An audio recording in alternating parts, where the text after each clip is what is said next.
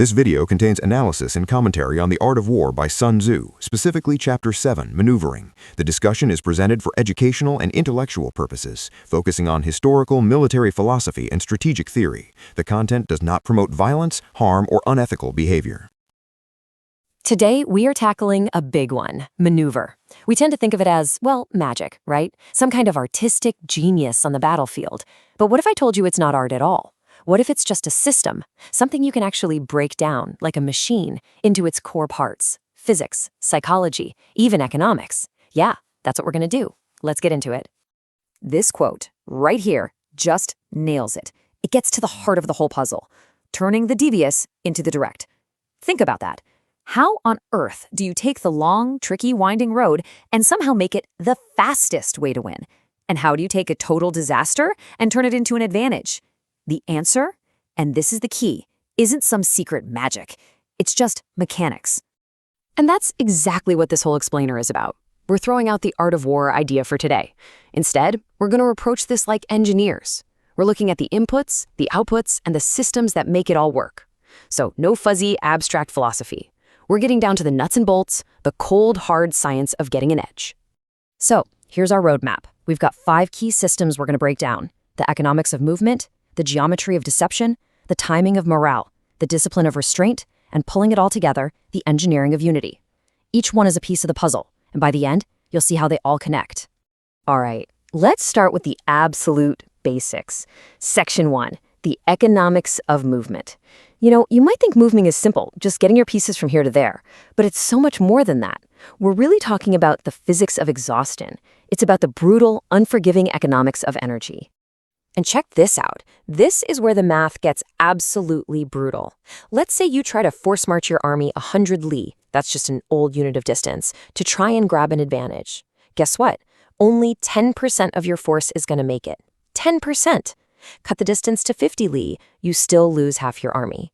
Even at a safer 30 li, you're showing up with only 2/3 of your strength. The takeaway is crystal clear. Speed isn't free. It has a very real, very high cost. So what you're looking at is this constant tug of war between speed and sustainability. You can absolutely go for that lightning fast blitz. It's kind of like a tech startup burning through all its investor cash to grow at all costs. But the risk? The whole thing could just collapse. The alternative is to move at a sustainable pace. You might get there a little slower, sure, but you arrive ready to fight with everyone and everything you need. You've got to realize exhaustion isn't just a side effect, it's a weapon, and you can either use it against your opponent, or if you're not careful, you can use it on yourself. And this quote just hammers the point home. An army without its stuff is lost. It's that simple. That baggage train, those supplies, that's not just extra weight, that's the engine. Without it, the army is just a bunch of people standing in a field. Think about it in today's world. For a business, this is your cash flow. For a political campaign, it's your funding. Logistics isn't the boring part you think about later. Nope, it's literally the first thing that determines whether you even get to play the game. Okay, so if a straight-up, head-on sprint is a terrible idea, what's the alternative? How do you actually get an edge? Well, that brings us to our second section, the geometry of deception. This is all about learning how to turn that devious, winding path into the straightest line to victory. The fancy term for this is the artifice of deviation. And it's genius, really. It's not just about, taking the scenic route. The whole point is to take a path that baits your opponent. You make them move, you make them waste their energy reacting to what they think you're doing. So it might look like you're falling behind, but you're actually pulling their strings. And because you control their perception, you get to the goal first, and you're fresh and ready to go when you arrive. You can almost think of it like a formula. Your misdirection plus your indirect route equals time compression. It's like you're bending time to your will. This is the heart of asymmetric strategy. You know, the little startup that can't possibly compete with the giant's marketing budget? They don't try. They create a whole new game, a different path, where the giant's size actually becomes a weakness. It forces the big guy to react, to scramble, and by then, it's too late. All right, so you've managed your energy, you've positioned yourself cleverly. Now what? Now comes the third piece, timing. And we're not just talking about looking at a watch. This is about something I like to call battlefield chronobiology. It's understanding the natural rhythms of people, their energy, their psychology, and using that to your advantage, all while controlling what they see and hear in the middle of all the chaos. So, believe it or not, there's a predictable pattern to a group's morale over a single day. In the morning, everyone's fresh, spirits are high, they're ready to go. But what about your own team's psychology? How do you keep them in sync? Well, back in the day, they had their own tech for this. Gongs, drums, flags, banners. These weren't just for show. They were a communication network. A way to get thousands of people to look at the same thing and hear the same signal at the same time. The modern version of this? It's more than just a cool logo or a media narrative. It's about having a single, clear message that you repeat over and over so when things get crazy, everyone is on the same page. It's how you keep the team from falling apart. Okay, this next part is a bit more advanced. It's kind of counterintuitive. We're now in section 4, the discipline of restraint. It's one thing to know when to hit the gas, but it's a whole other level of skill to know when to slam on the brakes. This is all about seeing a trap for what it is and having the discipline to resist it. So let me ask you this. Picture it. Your opponent is backed into a corner. They look weak, maybe they're even turning to run.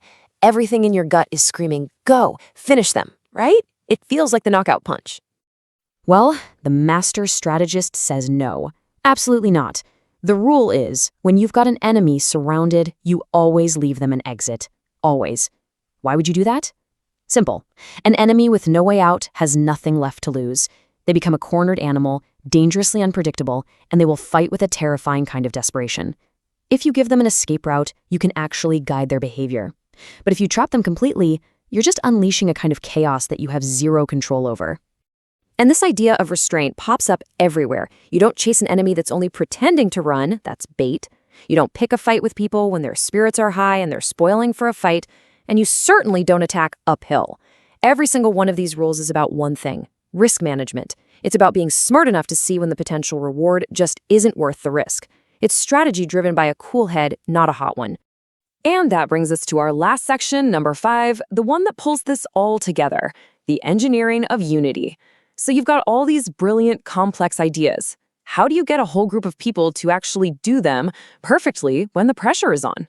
The answer isn't just giving a good pep talk. You have to literally engineer unity. Yeah, the goal here is way beyond inspiration or hoping for a few heroes to step up. It's about building a system, a structure that's so solid, so well-designed, that what any one individual decides to do almost doesn't matter. The system itself makes sure everyone moves together, in sync. That, right there, is the essence of organizational engineering. And this quote just says it all. It is impossible either for the brave to advance alone or for the cowardly to retreat alone. Just think about that for a second. Imagine building a team where the system itself prevents the hothead from charging in alone and it prevents the scared person from running away. Everybody is locked into the same disciplined movement. That's not just good management, that's the absolute pinnacle of system design. So let's step back and look at the whole picture. When you put all these pieces together, you realize maneuver isn't just one move. It's a whole system of interconnected parts. You've got tempo control and energy economics. You've got morale manipulation and indirect positioning. You've got cohesion engineering and trap recognition. It's a complete way of thinking about strategy. And trust me, it applies to way more than just the battlefield. And that really leaves us with one final thought, a question for you to take away. In your world, your job, your company, whatever you're working on, are you just fighting the fight that's right in front of your face, just reacting to things as they come? Or are you stepping back, looking at the whole system, and actually engineering the conditions that make winning pretty much inevitable?